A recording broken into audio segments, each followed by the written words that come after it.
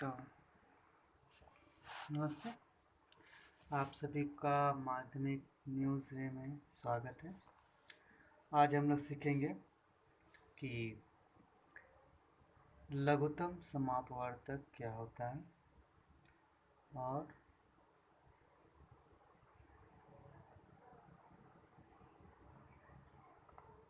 इसे हम लोग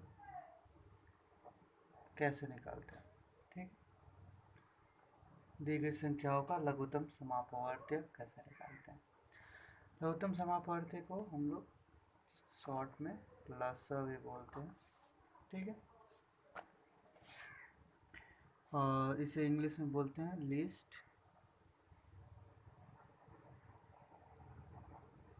कॉमन मल्टीपल। ठीक है, लिस्ट कॉमन मल्टीपल। तो लघुत्तम समापवर्त जानने से पहले आपको क्या जानना पड़ेगा, अपवर्त क्या होता है।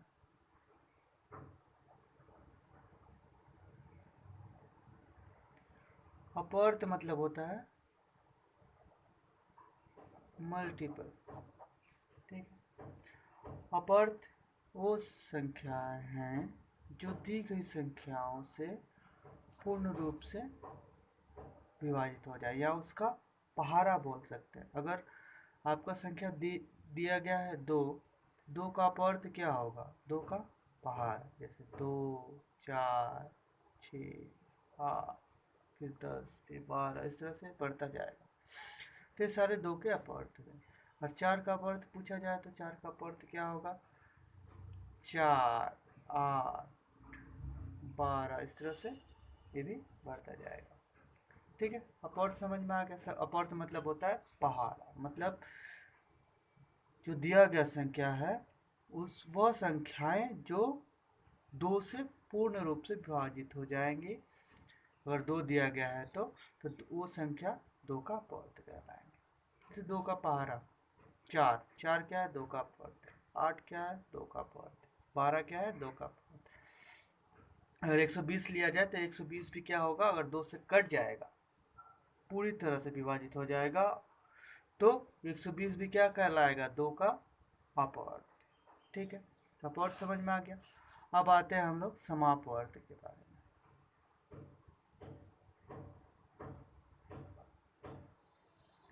तो समापवर्त क्या है, थोड़ा धुंधला हो रहा लगता है। हाँ, समापवर्त क्या है। समापवर्त अगर एक से ज़्यादा संख्या दिया हुआ है और उन, मान लीजिए दो संख्या दिया गया है और उन दोनों संख्याओं का अपवर्त, ऐसी संख्याएं जो उन दोनों संख्याओं से विभाजित हो जाए तो उसे क्या बोलेंगे, समापवर्त। उन दोनों संख्याओं का समापवर्त। जैसे अगर 2 और 4 दोनों को हम एक साथ लेते हैं तो दोनों संख्याओं का समापवर्त क्या क्या होगा, मतलब दोनों से कटना चाहिए। 2 से 4 से 4 दोनों से कटेगा, फिर 8 दोनों से कटेगा, फिर 12 दोनों से कटेगा। समझ में आया। तो 2 और 4 का समापवर्त क्या क्या होंगे, 4, 8, 12, इस तरह से आगे बढ़ता जाएगा। और 3 संख्या दिया हुआ है तो जैसे 10, 12 और 15 दिया हुआ है, तो मतलब हमें क्या चेक करना पड़ेगा कि तीनों संख्याओं, ऐसी संख्याओं को लेना पड़ेगा जो इन तीनों संख्याओं से विभाजित हो जाए। जैसे इन तीनों संख्याओं का समापवर्त क्या होगा, 60, 120 और 180, और आगे बढ़ता जाएगा। ठीक है, तो समापवर्त समझ में आ गया। हमने क्या देखा, लघुत्तम समापवर्त किसे बोलते हैं। इसे जानने से पहले हमें क्या क्या जानना पड़ेगा, अपवर्त, तो अपवर्त जान गया। समापवर्त जानना पड़ेगा, समापवर्त को इंग्लिश में बोलते हैं कॉमन मल्टीपल।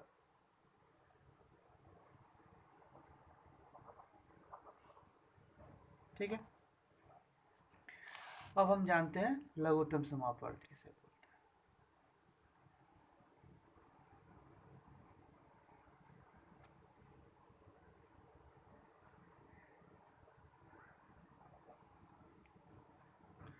तो लघुत्तम समापर्त क्या है? मतलब लिस्ट कॉमन मल्टीपल, मतलब LCM, इसे LCM भी बोलते हैं और लॉसअप भी बोलते हैं। ठीक है, लिस्ट कॉमन मल्टीपल, कभी कभी पूछ देता है एग्जाम में इसका फुल फॉर्म क्या है। ठीक है, तो ये क्या है, लघुत्तम समापर्त क्या है? छोटी से छोटी संख्या। तुम्हें क्या याद रखना है? छोटी से छोटी संख्या। महत्तम समापर्त में क्या था? बड़ी से बड़ी संख्या। लघुत्तम समापर्त में क्या होता है? छोटी से छोटी संख्या जो दी गई संख्याओं से पूर्णतः विभाजित हो जाए। जैसे यहाँ पे आपका 2 और 4, इसका समापर्त क्या क्या था? 10, 18, 12 समापर्त। लेकिन अगर हम लघुत्तम समापर्त की बात करें तो सबसे छोटी संख्या जो होगा, जो इन दोनों से विभाजित हो जाए, वो क्या कहलाएगा? लघुत्तम समापर्त। मतलब 2 और 4 का लसाअ क्या कहलाएगा? 4। इसी तरह तीन संख्या 10, 12 और 15 का अगर हम लोग निकाले तो क्या आएगा? 60, 120 और 180। तो लघुत्तम समापर्त की बात करें 10, 12 और 15 का, तो लघुत्तम समापर्त क्या आ जाएगा हमारा? 60। ठीक है, अब हम लोग सीखते हैं, जान गया लघुत्तम क्या समापर्त क्या होता है, तो हम लोग सीखते हैं कि लघुत्तम कैसे निकालते हैं, या लसाअ कैसे ज्ञात करते हैं, LCM कैसे निकालते हैं। तो LCM निकालने का विधि है गुणनखंड विधि, इसे हम लोग उत्पादक विधि बोलते हैं। दूसरा है भाग विधि,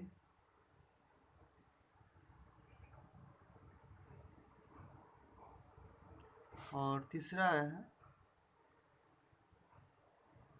मौसा और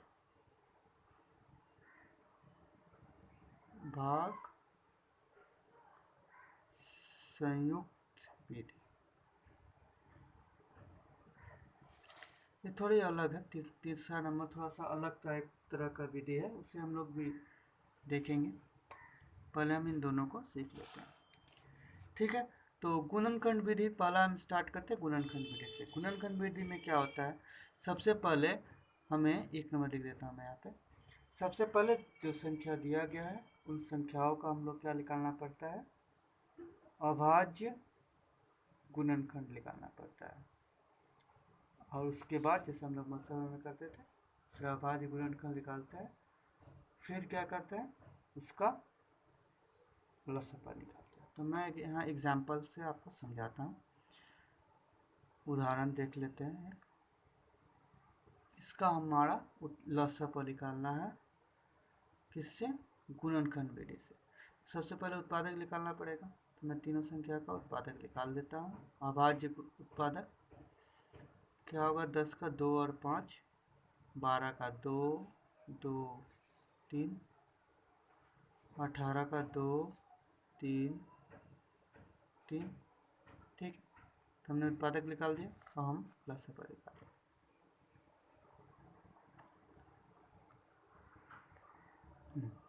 तो लसाअ कैसे निकालेंगे? सबसे पहले चेक करेंगे कि कौन सा कॉमन है और उसमें मतलब किस संख्या के उत्पादक में कौन सा भाग कितना है। वैसे 2 भाग समझ में नहीं आ रहा है, कुछ गड़बड़ सा बोल देता हूँ। जैसे देखिए 10 में क्या है? 2 और 5, 2 कितना बार है? 1 बार। 12 में 2 कितना बार है? 2 बार। 18 में कितना है? 2 बार। सबसे ज़्यादा किस में? 12 में। कितना बार? 2 बार। तो 2 बार को लिख देंगे। ठीक है, इस तरह से कॉमन निकालते हैं। उसके बाद अब देखते हैं, अब 2 कहीं से नहीं लेना है मेरे को, 2 को छोड़ दो। आप चेक करते हैं 3 क्या? 3 इसमें नहीं है, इसमें 1 बार है, इसमें 18 में कितना बार है? 2 बार। मतलब 3 को भी कितना बार लेना पड़ेगा? 2 बार, सबसे ज़्यादा जितना बार आता है उतना बार ले लेते हैं। 5 का चेक करते हैं, देखिए 5 3 दोनों में है ही नहीं, इसमें कितना बार है, 1 बार है, तो उसको 5 को 1 बार ले लेते हैं, तो ये हमारा लसापा आ गया। फिर हम क्या करेंगे, इन सब का गुना कर देंगे, तो गुना करने से क्या आएगा, 180, तो हमारा 10 12 18 का लसापा कितना आया, 180। 180 क्या है, सबसे छोटा संख्या है जो 10 12 और 18 से पूर्ण रूप से विभाजित होगा, मतलब लसापा कितना होगा, 10 12 18 का 180। तो हमने किससे सीखा, गुणनखंड विधि से लसापा सीख गए। अब हम लोग दूसरे नंबर विधि भाग विधि से सीखेंगे।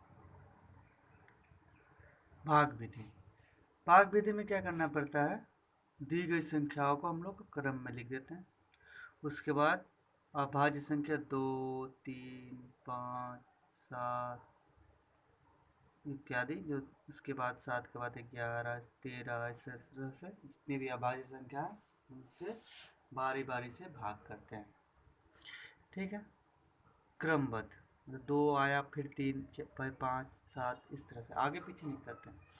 चलिए इसका एग्जाम्पल देख लेते हैं, भाग विधि में कैसे निकालते हैं। तो मैं उसी एग्जाम्पल को, जिससे पहले जो हमने किया था उत्पादक विधि से लसापा, मैं उसी का भाग विधि से आपको दिखा देता हूँ।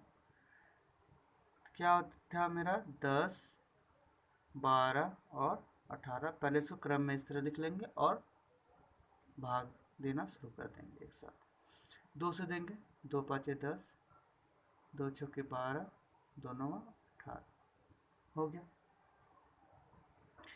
अब देखिए क्या हुआ, ये 5 2 से नहीं कटेगा, 6 नहीं कटेगा, 9 नहीं कटेगा, तो 2 को छोड़ देंगे। अब फिर 3 में जाएंगे, अब देखिए 5 नहीं कट रहा है लेकिन 6 और 9 कट रहा है, इसका मतलब 3 से भाग जा सकता है। जब 3 से 5 में भाग देंगे तो 5 नहीं कट रहा है, तो 5 को उसी तरह उतार देंगे, जो नहीं कटता है उसको उसी तरह उतार दिया जाता है। फिर 3 से कोई 2 को चेक करेंगे, अगर एक के साथ भी कर सकते हैं लेकिन बहुत बड़ा हो जाता है, इसलिए हम एक के साथ नहीं चेक करेंगे, 2 को ही लेंगे, ठीक है। यहाँ 2 से 6 कट जा रहा था, 2 से हम चाहते थे 2 से भी कर सकते थे, लेकिन मेरे को 5 और 9 को स्किप करना, मतलब छोड़ना पड़ता और फिर काफ़ी लंबा हो जाता, तो ऐसा नहीं करेंगे, हम लोग कम से कम 2 को लेंगे। एक के साथ जोड़ी नहीं होता है, लेकिन 2 को चेक करना बहुत जरूरी है, नहीं तो आपका जो उत्तर आएगा वो गलत हो सकता है, ठीक है। तो 2 को छोड़ दिए थे, अब 3 के साथ ले लेते हैं। 5 नहीं कट रहा है लेकिन 6 कट रहा है, कितने बार में, 2 बार में, और 3। अब देखिए 5 भी किसी से नहीं कटेगा, केवल 5 से कटेगा, 2 भी किसी से नहीं कटेगा, केवल 2 से कटेगा, 3 भी नहीं कटेगा, केवल 3 से ही कटेगा, मतलब ये तीनों क्या है, अभाज्य संख्याएं हैं। तो जब अभाज्य संख्याएं आ जाएंगे तो हमें फिर आगे इस प्रक्रिया को नहीं बढ़ाना है, हमें क्या करना पड़ेगा, बाकी जो आए हुए हैं उन सबको गुना कर देना है। तो हमारा लसापा क्या आएगा, 2 गुना 3 गुना 5 गुना 2 गुना 3, ये हमारा लसापा आ जाएगा। गुना करेंगे तो हमें पता है कितना आता है, 180। ये था भाग विधि। और आखिरी विधि क्या है हमारा, तीसरा, थोड़ा इंटरेस्टिंग विधि है, मौस और भाग की संयुक्त विधि।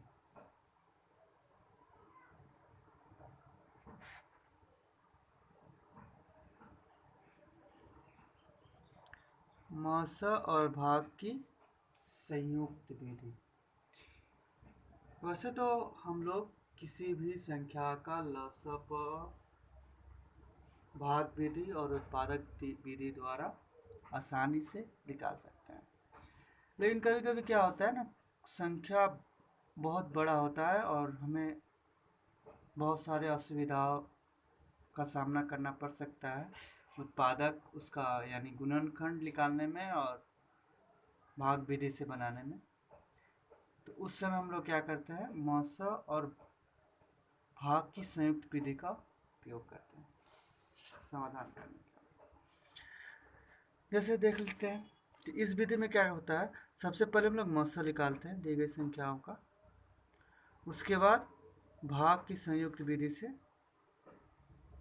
उसका एक सूत्र होता है, उस सूत्र की सहायता से हम लोग क्या करते हैं, लसाअ निकालते हैं। तो सूत्र क्या है उसे देख लेते हैं। सूत्र होता है पहला संख्या गुना दूसरा संख्या, ये खासकर दो संख्याओं के लिए है, गुने मस गुना लसाअ। ठीक है, तो हम लोग मसा पर निकाल लिए हैं, पहला संख्या दूसरा संख्या हम पता है, तो लसाअ ज्ञात कर लेते हैं। ठीक है, तो उदाहरण देख लेते हैं किसका, एक बड़ा संख्या ले लेते हैं कोई, मैं यहाँ लेता हूँ 792 और 1152, इसे ही बड़ा ले सकते हैं, मैं इसे ही लेता हूँ एग्जाम्पल के तौर पे दिया हुआ है। तो 792 और 1152 का लसाअ निकालना है। तो हम लोग इसमें क्या करेंगे, मसा और भाग की संयुक्त विधि से इसका निकालेंगे। इसके लिए सबसे पहले हमारा क्या करना पड़ेगा, मसा निकालना है। तो मसा निकाल लेते हैं भाग विधि द्वारा। एक बार जाएगा 792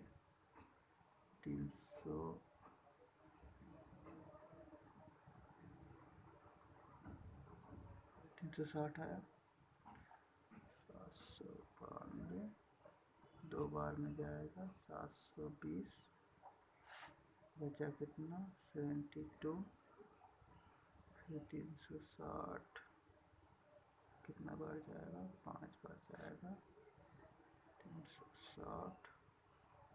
देखिए ये 00 आ गया, इसका मतलब मसा पर क्या आएगा ना, आखिरी वाला भाजक क्या है 72, मसा पर क्या है 72। अब हम लोग सूत्र में सभी मान को बैठाकर इसका लसाअ का मान लसाअ निकाल लेते हैं। सूत्र क्या है हमारा, पहला संख्या गुने दूसरा संख्या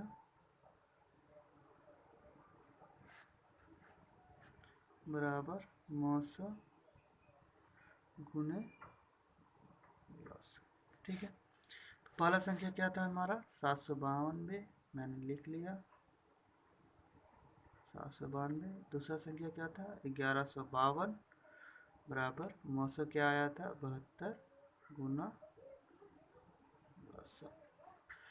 इसलिए लसाअ पर बराबर क्या हो जाएगा 792 गुना 1152 था ना, 1152 बटा में 72। ठीक है, 792 को 72 से काट देंगे, कितना बार में कटेगा 11 बार में कट जाएगा। 11 में काटने के बाद फिर 11 और 1152 में गुना कर देंगे, 11 से गुना कर देंगे,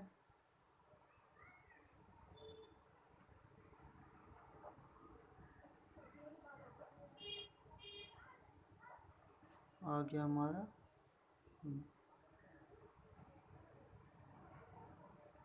लसाअ। ठीक है, तो हम लोग सीख लिए कि लसाअ किसे बोलते हैं और उसे किन किन विधियों द्वारा निकालते हैं।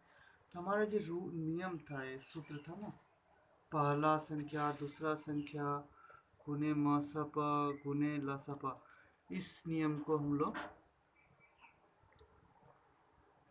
मसा और लसाअ का संबंध भी बोलते हैं। तो इस वीडियो के लिए इतना ही। अब अगले वीडियो में हम लोग देखेंगे, मतलब सीखेंगे कि भाग किसी भी दिए गए दशमलव भिन्न और साधारण भिन्न, मतलब भिन्नों का लसाअ और मसाअ कैसे निकालते हैं। तब तक के लिए धन्यवाद।